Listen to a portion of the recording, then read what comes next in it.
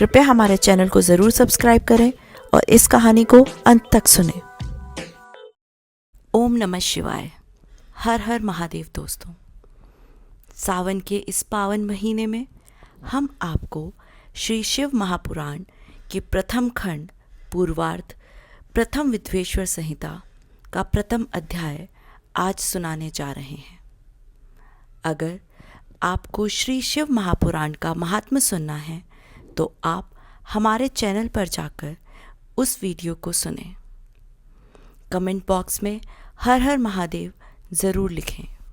भगवान शिव आप सभी पर अपनी कृपा बनाए रखें। भगवान शिव सदा ही आपके साथ रहें। ये सावन का महीना आप सभी के लिए बहुत शुभ हो।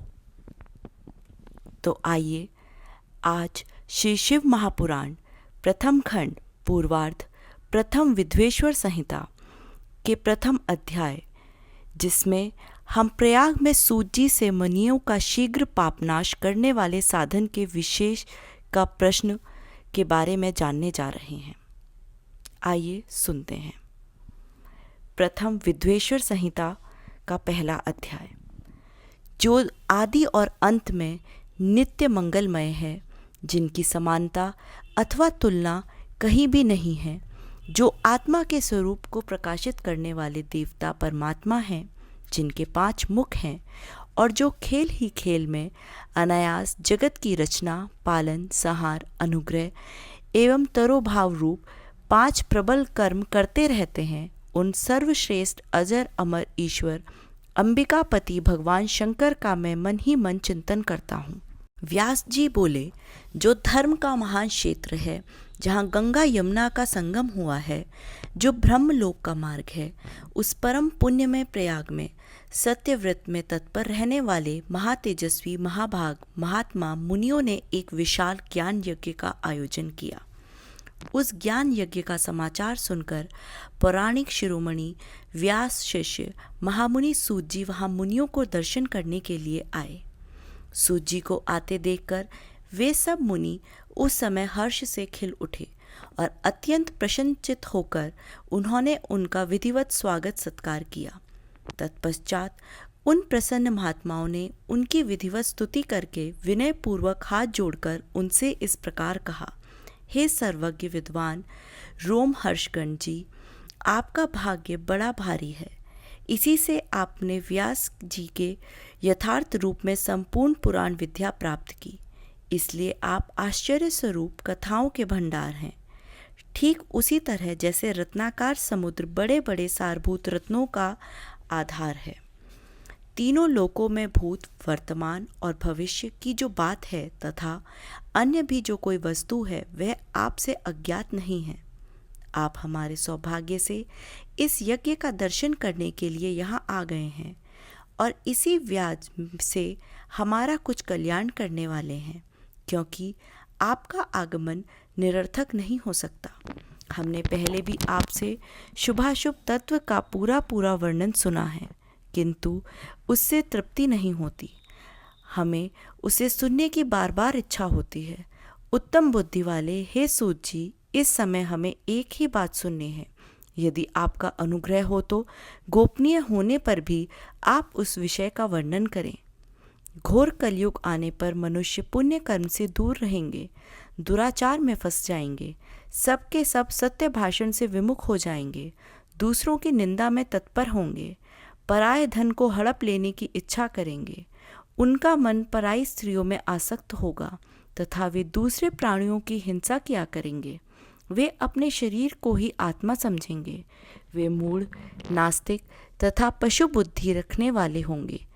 माता पिता से द्वेष रखेंगे तथा वे कामवश स्त्रियों की सेवा में लगे रहेंगे। ब्राह्मण लोभ रूपी ग्रह से ग्रास बन जाएंगे। वेद बेचकर जीविका चलाएंगे। धन का उपार्जन करने के लिए विद्या का अभ्यास करेंगे। मद से मोहित रहेंगे। अपनी जाति के कर्म छोड़ देंगे। प्राय दूसरों को ठगेंगे। तीनों काल की संध्या उपासना से दूर रहेंगे और ब्रह्म ज्ञान से शून्य होंगे। दयाहीन, अपने को पंडित मानने वाले, अपने सदाचार व्रत से रहित, कृषि कार्य में तत्पर रहेंगे। क्रूर स्वभाव वाले एवं दूषित विचार वाले होंगे। समस्त क्षत्रिय भी अपने धर्म का त्याग करने वाले कुसंगी, पापी और व्यभिचारी होंगे। उनमें शौर्य का अभाव होगा। वे युद्ध से विरक्त अर्थात रण में प्रीति न होने से भागने वाले होंगे। वे कुत्सित चौर्य कर्म से जीविका चलाएंगे, शूद्रों के समान बर्ताव करेंगे और उनका चित्त काम का किंकर बना रहेगा। वे शास्त्र विद्या को नहीं जानने वाले, गौ और ब्राह्मण की रक्षा ना करने वाले, शरणागत की रक्षा ना करने वाले तथा सदा कामिनी को खोजने में तत्पर रहेंगे। प्रजा पालन रूपी सदाचार से रहित, भोग में तत्पर, प्रजा का संहार करने वाले, दुष्ट और प्रसन्नता पूर्वक जीव हिंसा करने वाले होंगे।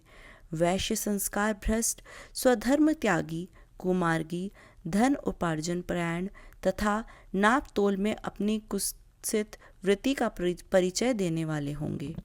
वे गुरु, देवता और द्विजातियों के प्रति भक्ति शून्य, कुत्सित बुद्धि वाले, द्विजों को भोजन न कराने वाले, पर्याय कृपणता के कारण मुट्ठी बांधकर रखने वाले, पराई स्त्री के साथ कामरत, मलिन विचार वाले, लोभ और मोह से भ्रमित चित्त वाले और वापी, कूप, तड़ाग आदि से निर्माण तथा यज्ञ आदि सत्कर्मों में धर्म का त्याग करने वाले होंगे।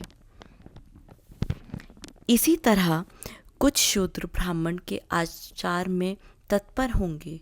उनकी आकृति उज्जवल होगी अर्थात वे अपना कर्म धर्म छोड़कर उज्जवल वेशभूषा से विभूषित हो व्यर्थ घूमेंगे। वे मूढ़ होंगे और स्वभावतः ही अपने धर्म का त्याग करने वाले होंगे। वे भांति भांति के तप करने वाले होंगे, द्विजों को अपमानित करेंगे, छोटे बच्चों की अल्प मृत्यु होने के लिए आभिचारिक कर्म करेंगे, मंत्रों के उच्चारण करने में तत्पर रहेंगे, शालग्राम मूर्ति आदि पूजेंगे, होम करेंगे, किसी न किसी के प्रतिकूल विचार सदा करते रहेंगे, कुटिल स्वभाव वाले होंगे और द्विजों से द्वेष भाव रखने वाले होंगे। वे यदि धनी हुए तो कुकर्म में लग जाएंगे, यदि विद्वान हुए तो विवाद करने वाले होंगे तथा और उपासना धर्मों के वक्ता होंगे और धर्म का लोप करने वाले होंगे। वे सुंदर राजाओं के समान वेशभूषा धारण करने वाले, दंभी, दानमानी, अतिशय अभिमानी, विप्र आदि को अपना सेवक मानकर अपने को स्वामी मानने वाले होंगे। वे अपने धर्म से शून्य, मूढ़, वर्ण संकर, क्रूर बुद्धि वाले, महाअभिमानी और सदा चारों वर्णों के धर्म का लोप करने वाले होंगे। वे अपने को श्रेष्ठ कुल वाला मानकर चारों वर्णों से विपरीत व्यवहार करने वाले होंगे। सभी वर्णों को भ्रष्ट करने वाले, मूढ़ और सत्कर्म करने में तत्पर होंगे। कलयुग की स्त्रियां प्राय सदाचार से भ्रष्ट होंगी, पति का अपमान करने वाली होंगी, सास ससुर से द्रोह करेंगी, किसी से भय नहीं मानेंगी और मलिन भोजन करेंगी। वे कुत्सित हाव भाव में तत्पर होंगी, उनका शील स्वभाव बहुत बुरा होगा। वे काम विहल, पर पति से रीति करने वाली और अपने पति की सेवा से सदा विमुख रहेंगी। संतानें माता पिता के प्रति श्रद्धा रहित, दुष्ट स्वभाव वाली, अस्त विद्या पढ़ने वाली और सदा रोगग्रस्त शरीर वाली होंगी। हे सूत जी, इस तरह जिनकी बुद्धि नष्ट हो गई है और जिन्होंने अपना धर्म का त्याग कर दिया है, ऐसे लोगों को इहलोक और परलोक में उत्तम गति कैसे प्राप्त होगी? इसी चिंता से हमारा मन सदा व्याकुल रहता है। परोपकार के समान दूसरा कोई धर्म नहीं है। अतः जिस छोटे उपाय से इन सब के पापों का तत्काल नाश हो जाए, उसे इस समय कृपा पूर्वक बताइए, क्योंकि आप समस्त सिद्धांतों के ज्ञाता हैं। व्यास जी बोले। उन भावी आत्मा मुनियों की यह बात सुनकर सूत जी मन ही मन भगवान शंकर का स्मरण करके उन मुनियों से इस प्रकार कहने लगे। इस प्रकार श्री शिव महापुराण के अंतर्गत प्रथम विद्वेश्वर संहिता में मुनियों के प्रश्न का वर्णन नामक पहला अध्याय पूर्ण हुआ। हर हर महादेव। आज की इस वीडियो में बस इतना ही। आपको ये वीडियो कैसी लगी आप हमें कमेंट में ज़रूर बताएं और अपने दोस्तों के साथ ज़रूर शेयर करें। हमारे चैनल को भी सब्सक्राइब कर लें। फिर मिलते हैं किसी नई वीडियो के साथ। तब तक के लिए धन्यवाद।